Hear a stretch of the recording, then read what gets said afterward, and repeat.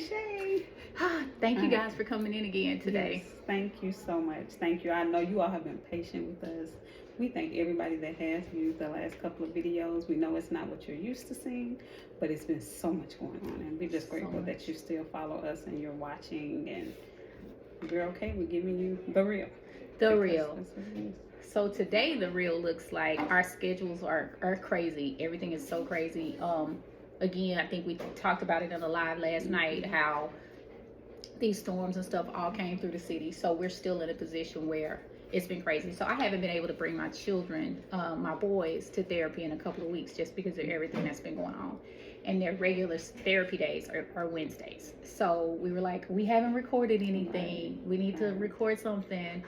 And so I was on my way to pick up one of my daughters, and I was like, hey, why don't you go to therapy with me? And because they're occupied for a couple of hours, and we can film something while they are being therapized. Right, a whole word. So yeah, they're in the other room. I'm looking at them. So they go in one at a time. So how long are the sessions on? Typically about 45 minutes. If we run a little bit late, then because what they do is called a neurofeedback therapy. Okay. In addition to just traditional therapy, I need you to sit back in it. Nope, I need you to sit back in the chair like I told you to. Now. No, you may not. Sit in the chair now. So, and the neurofeedback therapy is really, really cool because what it is like they put these probes on their heads, and it basically, I don't even know how to explain it. I'll have to figure out how to give a link to whatever it is. Whatever it is. I'll figure out how to explain it. But it basically retrains the brain's responses in certain areas. Oh, okay. So they watch something that could be exciting to them or whatever on TV, and then it kind of measures those whole brain waves. It actually works. It's so crazy.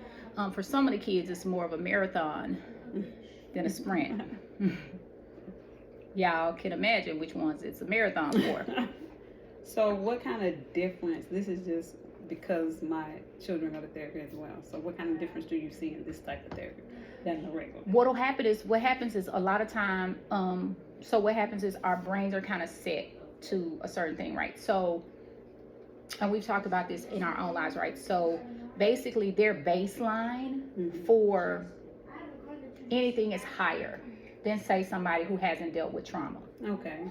So you have a child who has, there's a book that the therapist recommended to me. It's called Help for Billy, and it really explains a lot of this in depth, how you may have John and Billy in the same class, but John has led this very idealistic life, all this other kind of, you have Billy who's dealt with this trauma, whether it's neglect, abuse, all these different things. So their brains are basically, their fight or flight reflexes in their brains are, so you got a glass that's half full. So John, his fight or flight is down here.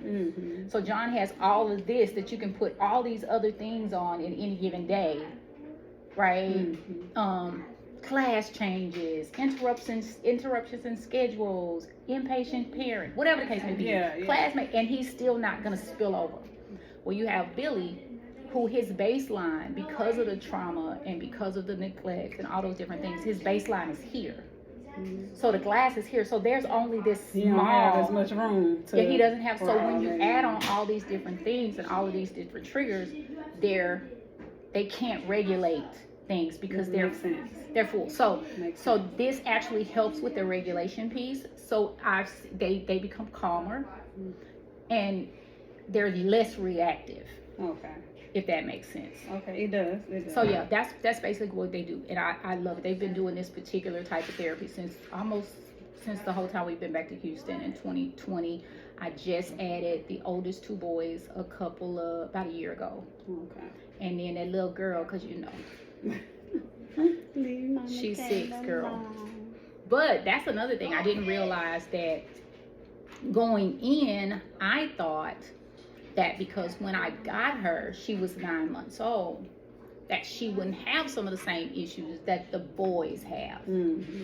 Because I feared the boys would have, because they were the ones who experienced the neglect, the abuse, being in the foster care system, Right. Yeah.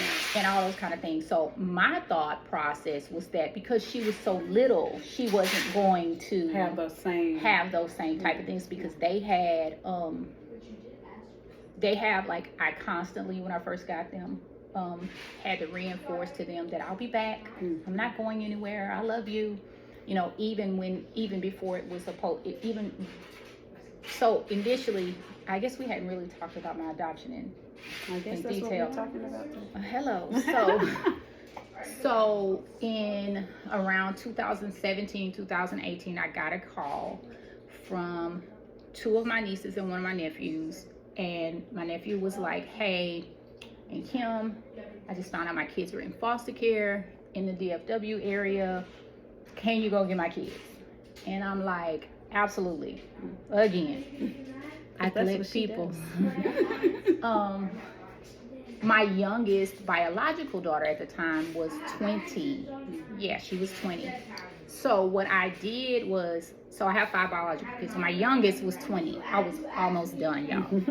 So when I did this, it was supposed to be, what I did was initially go into this as what they call a kinship foster, which is basically you are fostering somebody that you're related to. Gotcha. I talked to the following day I contacted their mother, which I am not related to. So all 5 children have the same biological person. Yeah. And the oldest 3 boys have this, so they're 5 kids, 3 dads. The oldest 3 have the same dad, and the youngest 2 both each have a dad. So which ones are actually kin? To me, the oldest 3 boys Gotcha. were one of my brother's grandchildren.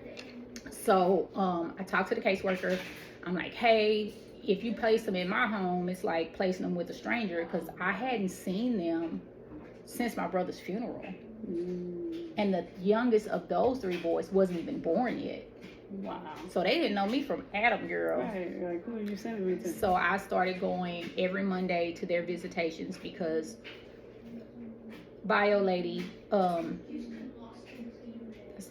guess that's a term that'll work. Bio lady had she had supervised visitation with them for like 2 hours at a CPS facility in Fort Worth. So I was like, well, can I go? Well, if you're somebody who's not the bio parent, then you only get 30 minutes of that visit, either before or after. So I started going every Monday and seeing them, and baby, these jokers. Really? Off the chain. Every single one of them was crazy as hell. So Crazy how as was hell. the visits? How did it go when you would go? My first visit, I saw how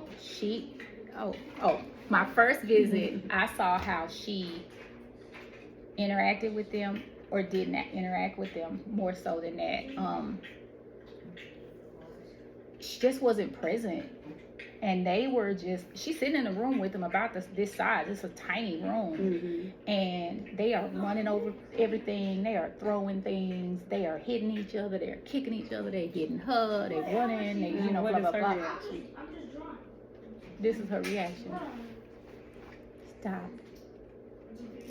I don't know why they do that. And I'm just like, girl. And she had the baby, who at the time was probably about 6 months old. 6 months, because I think it took about 3 months for everything to go through for me to actually get them. So she was probably about 6 months old. And imagine not seeing your baby, because they were taken from her when the baby was like 2 weeks old. Okay. So she really doesn't know. Didn't have any kind of she doesn't. connection. So now imagine you haven't seen your baby. This is about mine. Oh, what, this? I wanted to get a little more on you. You're talking and it's cutting you off. Oh, okay. There we go. Okay. So, imagine having your baby taken from you at 2 weeks old. You go to jail. She was in jail for the abuse, and you get to see your baby. Like, can you imagine what that's gonna look like? You're gonna love on your baby. Yes, I would think that I would be eating her alive. Girl, that joker. She got the baby sitting on her lap. The baby faced out this way. She just got the baby under her arm, and she just doing all the boys throwing shit all around the baby. I'm just like, I'm like, oh, man, see her. You know, I get her and I hold her and I'm loving on her. And I'm like, okay, I'm going to give her back because you want her. Oh, no, you're okay. You can hold her. Yes. I ain't been Where with they my do baby, that but at? you I ain't can. seen my baby in forever, and I'm gonna let girl bye. Like, no, you just wave at her because that's how. So she was just not she should not have had children. Bottom line, emotionally very immature. So I Who's know second? that originally, 1 second. No, Levi's next. They got this part, girl. This is the good part. I know originally. You may have to talk up because we don't have audio today. Oh, the audio's not here, and I talk kind of low. So here I go. Originally, you had only 3. No. Is that right? Or No. You started I off. started with off 5? with they brought the baby first. They actually brought her on my youngest biological daughter's birthday. So I got my 10th child on my 5th child's birthday. Oh wow. And they brought, because the boys were still in school. So Okay. they didn't want CPS didn't want to interrupt their school and just Wanted them transfer them to with like finish. a 2-week difference. Gotcha. So they brought the boys 2 weeks later. Oh, okay. And it was all 4 of them. But at that point, I had been seeing them every Monday. They had started allowing me to take them on outings so I could, pick So them you had up. been spending more Yeah, time. I had spending more time with them, which was crazy because one of the boys, the next to the oldest one, baby, that boy there, his mouth, girl. Mm-hmm. That boy said, I'm going in there because I'm like, hey, I'm your auntie, and he was like, no, you're not. And I was like, we got the same last name and everything. And I showed him my ID and he said, oh. But they didn't trust people. Yeah. They I didn't can trust only imagine people. if I can't trust the people who are supposed to Take care of me. take How am care I of going me. to How trust am I trust anybody anybody else? else? So I spent a lot of time, and that first 2 years, just spending a lot of time trying to get them to feel comfortable because they would hoard things in their beds. Like, so when we got there, like there was this outpouring of everybody who just helped when they knew that I was gonna, get them. So we had triple decker bunk beds. I had their rooms all made up and, everything. And I was telling them, even after you guys go back home and live with mom, that you'll still be able to come here. This will still be your room because my plan was to keep it that way. Like I wasn't gonna walk away from them at that point. Yeah. And so but they would have all of their stuff in the bed. They would hoard food in the bed. Oh girl, that was a mess. It was a crazy girl. They would break. I couldn't leave them with anybody because they were out of control. So how long did it take for you to kind of get a little bit of control? Because initially you were just fostering. The plan was not adoption. The plan was not adoption. The plan was a kinship foster. And then at some point in time, I got a call from, because I could go to all of the hearings and everything, but I got a phone call from the CPS worker one day and said, hey, she just walked in and gave up her rights to her children. So how does that work? I'm just walking in here saying. She walked into a court thing and she basically was like, okay, they were like, okay, do you want to relinquish your rights? And she's like, yeah. And it's that simple. It was that simple in that case. Wow. It was so crazy. And so then we had to start the adoption process, and that was a whole nother thing. They give each child's father an attorney.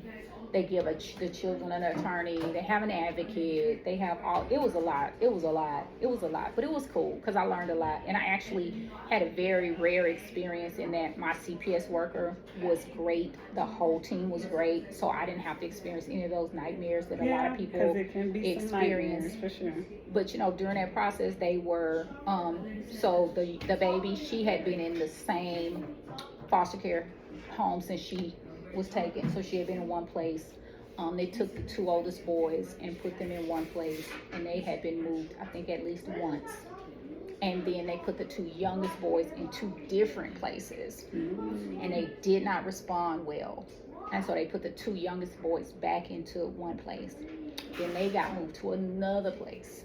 Oh, so they had a lot going on. And then they got moved to another place before they ended up in the place with the older boys. Wow. So by the time the 2 oldest boys, I think, were in 2 different foster homes. The baby girl was in one, and the 2 youngest boys were in a total, I think, 3, maybe 4. Wow.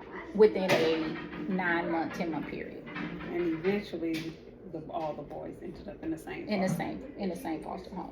And that's when I ended up getting them. So, but I said all that to say, with the youngest, I didn't think that she was gonna, because the original question was, okay, you know, do they all go to therapy? I didn't think that she was gonna have any issues because she was so young. Right. Like, what does she remember? This child, super clean. She is just now getting to the point where I can leave her, and she's 6, and her not completely freak out. Like, she wouldn't stay at her sister's house. The boys will go to their sister's houses. Baby, they'll go wherever. They ain't asking for nobody. Take me home when you take me home. I don't care. Right. She is like, no, where's my mom? Where's my mom? Where's my mom? Where's my mom? I want my mom. I want my mom. People were like, one of my other daughters, she's like, you know, she's obsessed with you, right?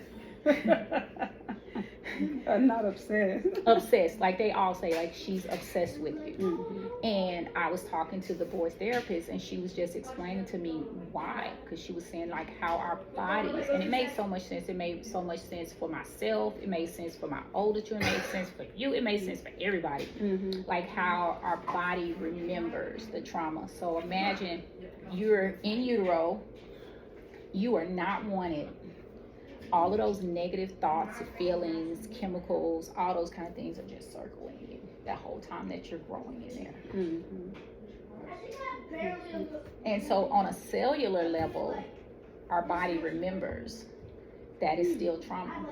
Wow. So she's so attached because she wanted me to. So I spent so much time. So after talking to her and her making it a little bit clearer, then I started doing with her what I would always do with the boys. I love you. I'm never leaving. I'm coming back. You know, if I go to the store, Mom loves you. Mom's coming back. I'll be back. I'm coming back. I love you. I'll be back. Right? Mm-hmm. And so I had to start doing her the same way. It was like, even now, you know, mm-hmm. when she get ready to go to bed, she be in the other room. You come and sleep? Mom, I love you, Mom. I love you, Mom. It's getting better, but it takes constant reinforcement. Yeah. And I think children that don't even have this kind of trauma sometimes needs the reassurance that you love them and the patience and being kind. So I can only imagine having trauma and not getting that. Exactly. What y'all doing? Playing cards. Okay. How much more you need that? I mean, even if we think about it as adults, you know, you're like, we talk about it all the time. This is why my reaction is this. This is why I act like this.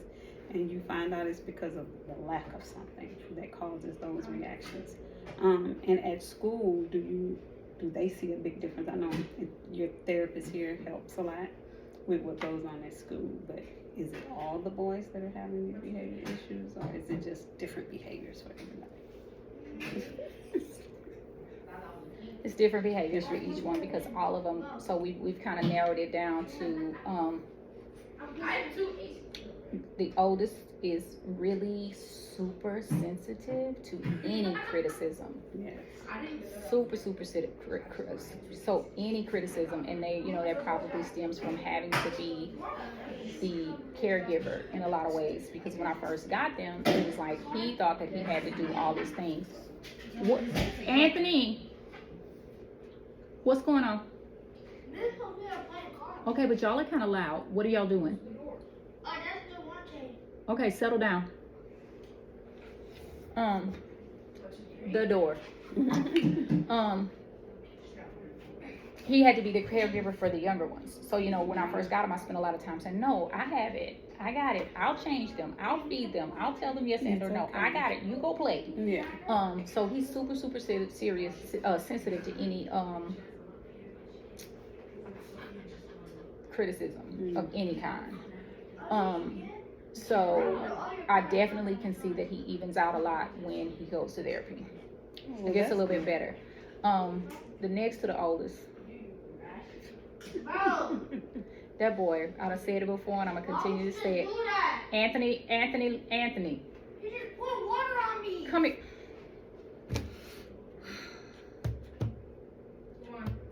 What is this the door to? Oh. Come here, Devontae. I just said all their names. Oh well. That's what we had today. Sorry, y'all. Come here, boy. Why would you pour water on him? Why would you pour water on your brother? No. Why would you pour water on your brother? Just sit right there while me and Anshay do our thing right now. Please sit. Just sit right there so I can see you. Sit. No, you can sit right there. Or you can move this chair right here and sit in this chair right here so we can see you. Why did you pour water on your brother?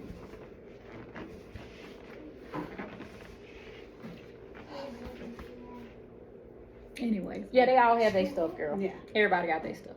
Everybody No, has their he's not moving. You put, sit the chair in. You put your bottom in the chair right there. You don't need to move the chair. You just need to sit in the chair.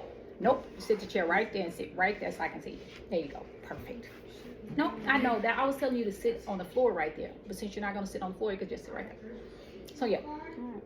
So, as far as therapy goes, do you see, I know you said you see that it's healthy, but you see a big difference in each one individually with this therapy, or do you feel like one needs a little bit All of more, them or need different things because it's just like any individual. They all need different Everybody's things. different. Everybody's different, Right. And one of the bigger things to me too, were even for the boys who aren't having major issues, I wanted them to be comfortable having conversations with people and learning to navigate their feelings. Right.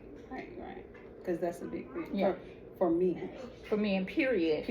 So I think that's very important that they learn that now at a young age. And because of the trauma, it will probably be something that's harder when you Yeah, get older. because there are going to be different things that come Yeah. up, and like that's one of the things we talk about a lot of times. Like there are certain things that can, like they all had surgery at the beginning of the year, and one of the boys freaked out at the last minute, and I was just like, what is really going on?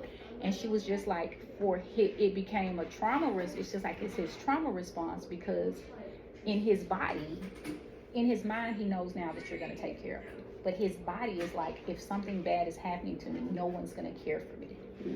No one's going to take care of me. So I'm like, oh my gosh. Because I call her a lot. I'm like, girl, talk me through. Because if you don't talk me through it, I need help because I can't navigate this one. Right. So, yeah. So but she was saying that as they grow up and different situations come about, it's going to trigger, things that none of us even realized were maybe even there. And with baby girl being still kind of young,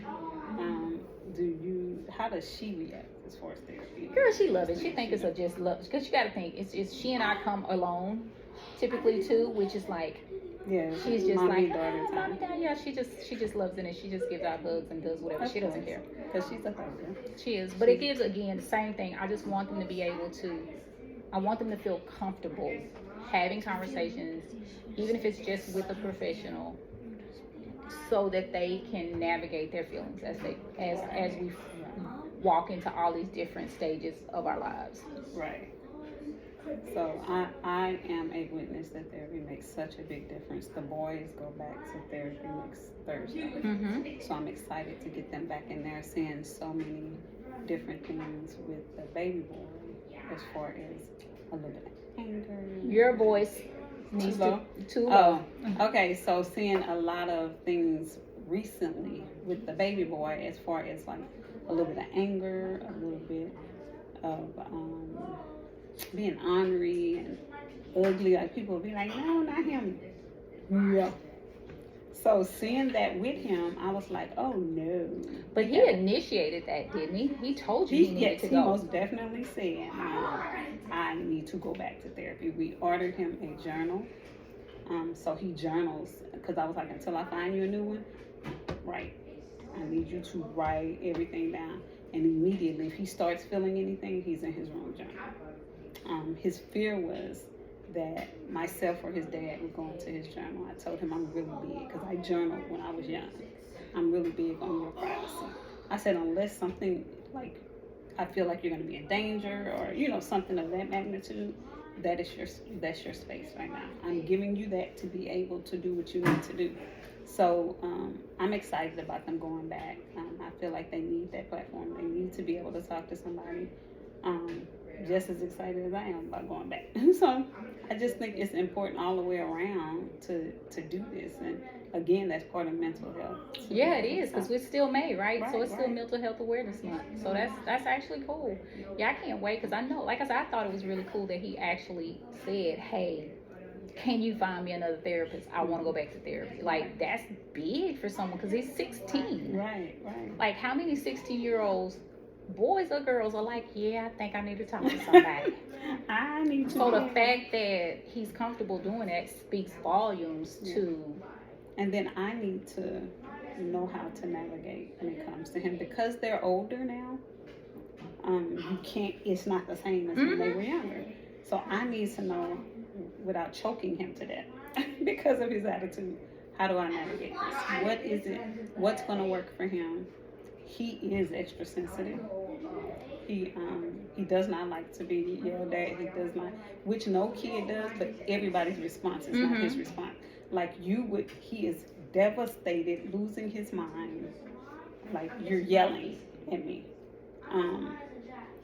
So I'm not gonna go into that. But I've been trying to figure out, where does that come from?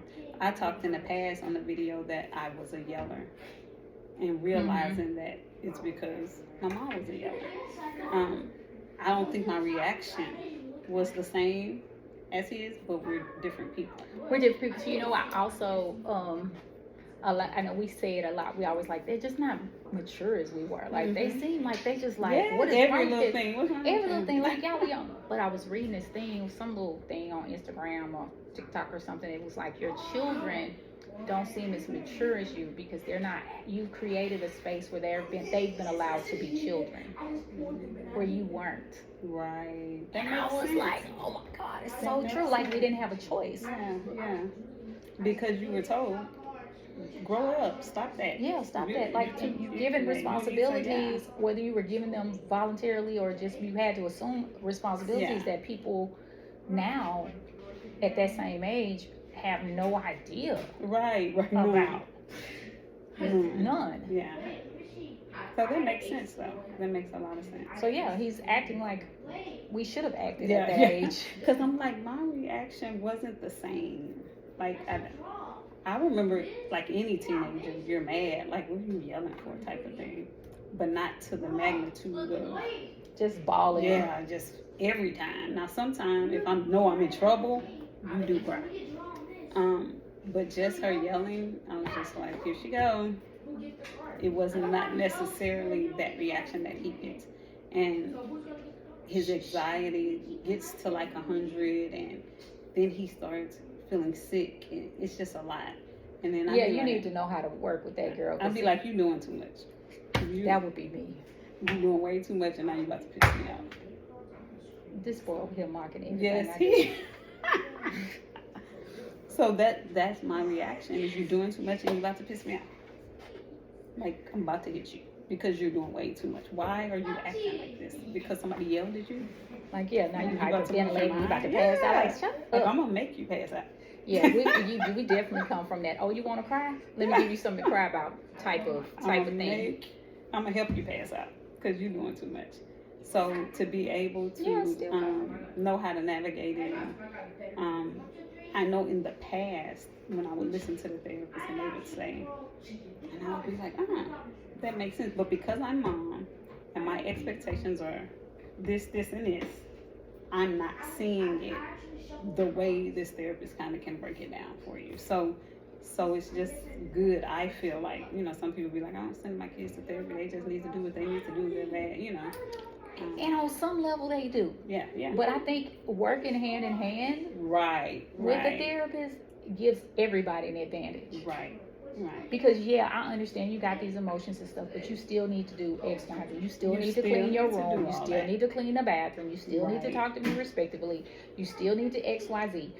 But we can still go and talk to somebody and navigate these feelings. Because we don't know everything as parents. Oh, without a doubt. And I think we were raised where our parents knew everything. And you find out that they don't. Like, nah, you ain't get that right. that was wrong. That was wrong, So to have, because it's becoming normal now, for a lot of people, especially our community, it's becoming a little more normal. I think it's still difficult for a lot of men, But and even with them, it's amazing to see how many men are like. When I was watching this video, and Kirk Franklin was on the couch with Crystal, the one from Tyler Perry show, Sisters, Okay. Zatina. So he did her. Anthony, hey. Shh. He did the podcast with her, and one of his things he said was, "It gets on my nerves when I hear people say I don't need therapy. I have Jesus." Yes. He said that is the stupidest thing that I have ever heard in my life. So you feel like because you have Jesus, that's all you need and you don't need other help. He said because if you have cancer, you need chemo. What are you going to do? If you Haven't we talked about this in so Yes, many we have ways? talked That about makes it. so much sense. And he was like, if you have, what was the other thing he named? Like he broke down like 4 or 5 different things. And he was like, you're going to get that help. You're going to do what you have to do to make that happen. So why would you feel like because you have Jesus, you don't need nothing? He was like, that's the stupidest thing. And that's why so many men struggle. Yep. Because that is your attitude about it. He said, I have Jesus every day. And therapy And once therapy a week. too. He said, I have Jesus and therapy. And I'm all right with it. That makes sense. And he's been going to therapy for 20 years. That is really good. That's- What? Door to our lives. I was number 2. Door to our lives. Number 2 with. With who? Kim and Shay. Okay, you're trying to end this for us, but we're not ready to end. When we get ready to end, I will let you end it. Okay. Okay. But so I thought, man, that was so impactful to me to hear him. And he said he's been with the same therapist for 2 Oh, wow. years. And he was like, and I love him. He's like family now. And he was like, when stuff happens, I can be out of town. And I'm like, hey, I need to talk to you right quick. You know, so I think it's amazing to. And I like therapists who do that. The kids therapists like that because she said life happens and the triggers happen out there. So she's always encouraged me to like text her or call her if there's something that I'm like, Yeah, because you can't always wait. yeah, till like I visit. can't wait. Like we're in this right now. Like I see us going into this right Yeah. now. So that to me is really important in a therapist, having somebody who's saying like, you know what, I understand that there are situations that sometimes you can't wait till your next appointment. So if you need to text me and I need to talk to you for 15 minutes to talk you through this, like I'm here for it, right? Right, right. Well, I think that is amazing. And this is like he is so worried about We're it. so worried about us not being done. I should have turned the camera. Like I wasn't thinking that we could have did it like sideways. Yeah, and it would have been more of a watch. Mm-hmm. And then I didn't go home and find the light because I was We trying to actually cook. could have probably opened this and got a little more light, but it's okay. sit down. But so we were able to touch a little bit on the adoption, on therapy, and all of those things, which still kind of ties up into May, which is good because we want to make sure that people know that it is okay.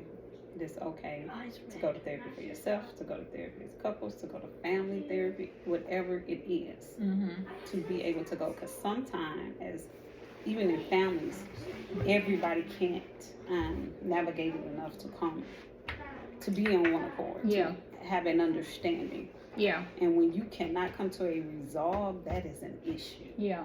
And the other thing I heard him say was, everybody argues, but if you can't argue and then resolve it, that is immature arguing. Mm-hmm. You have to learn how to argue maturely.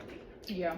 So I think family therapy is good. Marriage counseling, therapy with just your children, with just yourself. And I think at some point in time I'll try to find a therapist for me and the kids, especially start with the older boys first, just because they're getting older, they're entering teenage years, and that way because I'm pretty sure there are things like they don't want to say to me, Right.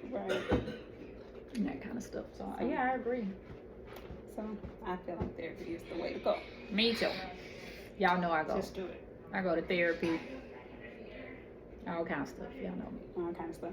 So we talked before when we were doing mental health, and I was seeking a psychiatrist. Yes. So I found a psychiatrist. I love her. She's the sweetest thing ever.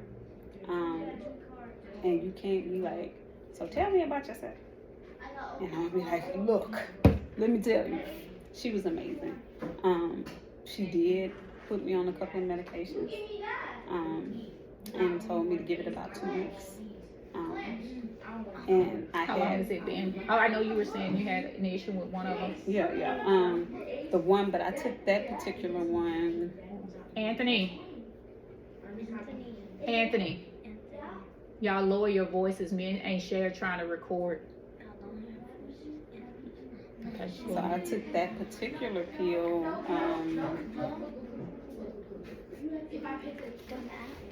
Bean pie. Bean. Bean pie. Bean. Shh. Use your inside teeny tiny voice, please. But that medication I took either for, I think it was for blood pressure that I took that medicine for. Before weight loss, I was on a bunch of blood pressure medication. I was on a bunch of medicine for my arthritis. I literally was taking probably 9 pills because it was just a bunch of stuff going on. But that particular medication, I would have blurred vision. Anything with my eyes, that's scary. Like, why can't I see? Yeah, you need to be. Like, this is not normal. I would wake up and my eyes would be blurred. I would look at my phone, look at a book, everything was just blurry. Unless it was like way over there somewhere. So when I took the medicine, I was like, that's why I stopped taking it. I'll get you. That's why I stopped taking it. So she did change my medication, and like without any hesitation, I was like, hey, how long this lasts? Because I don't remember, but I can't do this. So she changed it for me. I'm just looking forward to seeing the Starting to 2 feel the difference. Yeah. happen. I don't rest well at night, and because of so much going on right now in my life, I'm literally up probably every 2 hours. And so, even with the medicine, which is crazy, I'll sleep for about 3 hours, and then I wake up and I'll go back to sleep. I don't care that there's a bug under the table. Okay? Chill out, please. It's just a beetle. So I needed something to help me rest. Did she get you? Are you resting? I rest better. I think this week has been difficult, kind of, but I most definitely rest a lot better. than I Switch. used to. Go, Tristan.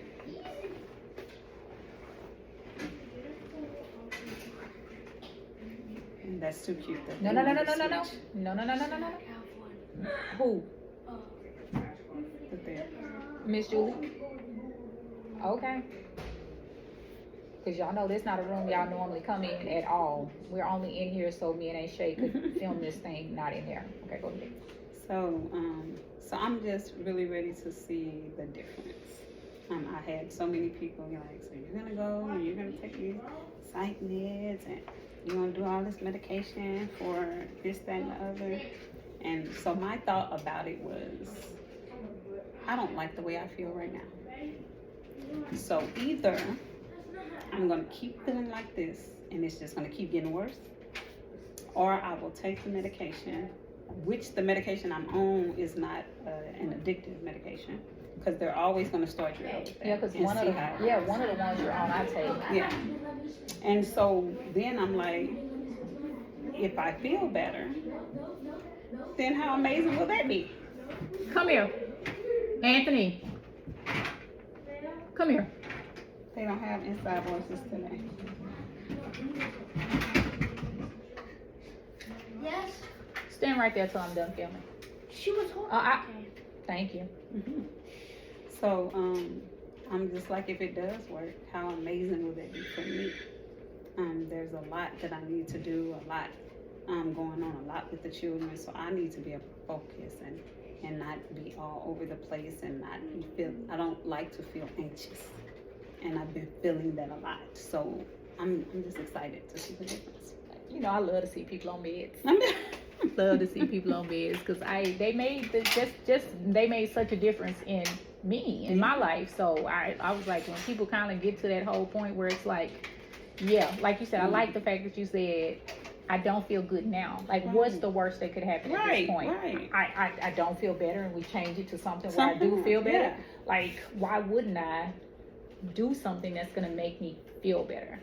And when I feel better, Everything else is gonna work everything better. else is gonna work out. And I think a lot of times when people are like, oh, these dates, they made me feel this kind of way, or they made me feel that, and a lot of times that's because you're going to a PCP to get meds subscribed to you that they're not specialized in. Right. So you may go to your PCP, and so like with the PCP, it's gonna go, and this has been my experience. They put you on the meds.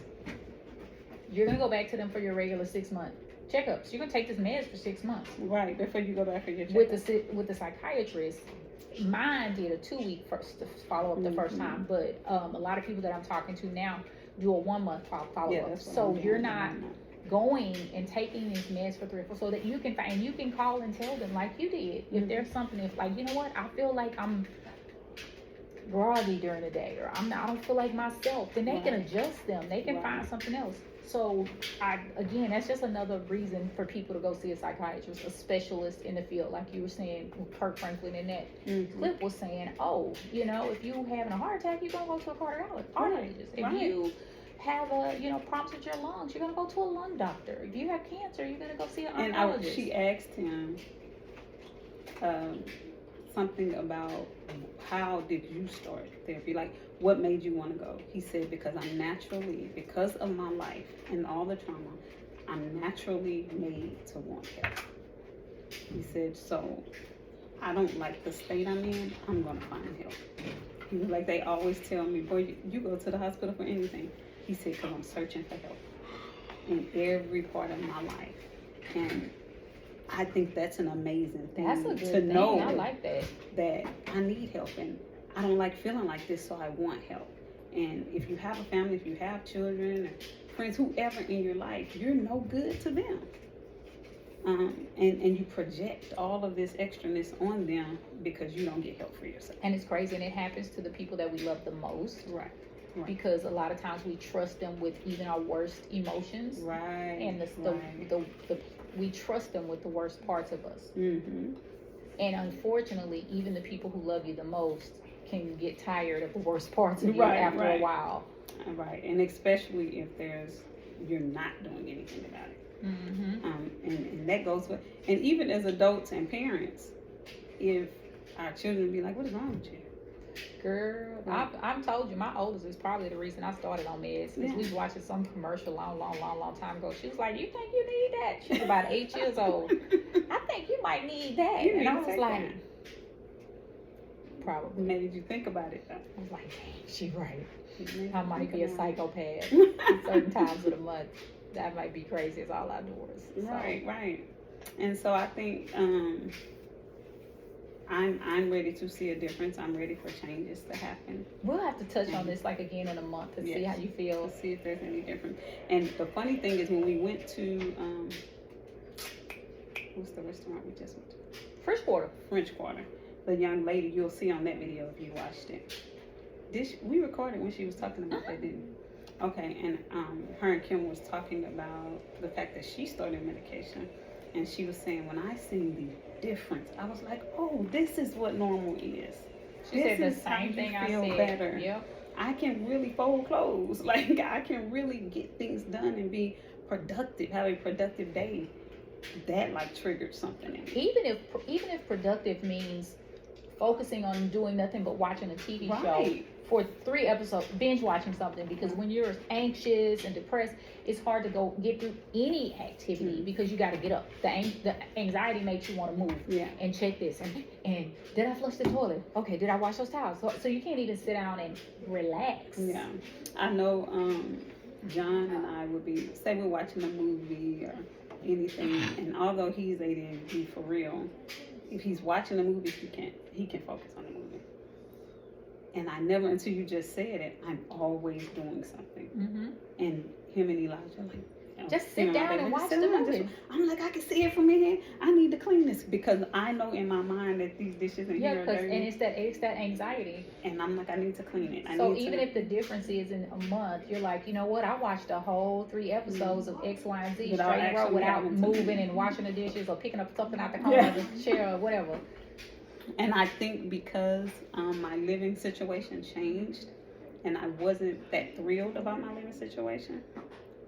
Like before I go to bed, like everything has to be like, I hate to say I'm not happy, because I'm grateful, But grateful and happy. You can be grateful But- and be unhappy. but not happy in this place, because it doesn't feel like I'm used to my home feeling. So I'm just running around all the time. Maybe this will make it better, or maybe this will make it better. And because it's a lot smaller than what we're used to, and we have so much equipment, we have all this different stuff, we gotta find places for this stuff to go. It's just a crowded mess to me. So I think that's part of it too, because I'm always like, okay, I can't do anything about that. So every 2 seconds, is the dishes in the sink? Is my pillows right on the couch? I need this done. So it's Yeah, girl, I it's can't wait for these. I bet these kids gonna be so good. Everybody in the house gonna be so much. John, everybody else gonna be so Elijah glad these be kids like, kicked I in. keep calling his name, my child. We are trying. We are Yes. learning. We heard you, oldest daughter of mine, when you said it. It's hard. It's hard. It's But definitely he's hard. always like, Mom, do you just be walking around looking for something? I'll be like, not really. I don't know. I just have to do do something. something. So yeah, I'm looking forward to coming back and talking about this, because it's been about a week. Yeah, about a week. It hasn't been a whole 2 weeks. yet. Yeah, so about a week, maybe a week and a few days. So when we hit fourth week, we're gonna come back and talk about it. We are. Can't wait. I'm excited about it. So they'll be through with therapy in a few minutes. Yeah. Because we on the We last. got one more kid to go, but I thought normally everybody went. no. Anthony hasn't went. He's gonna go last Oh. today. Oh, you want But- last thing? But our As we production. say his name again. Our production guy would normally be here, and he would normally be telling us He will be like. to cut it out. That's what he would be telling us to do. So since he's not here, I guess Yeah. we'll do the Right. we just responsible thing and let y'all go. gonna Let y'all go. Thank Any you. last minute? Yeah. And what you want them to do? Oh, I'd like you. Okay, what is it? Go to the Door to Our Lives with Kim and Shay on YouTube or our Facebook channel. I'm like I'm 12 doing the Easter speech. And go like, subscribe, and share. Bye.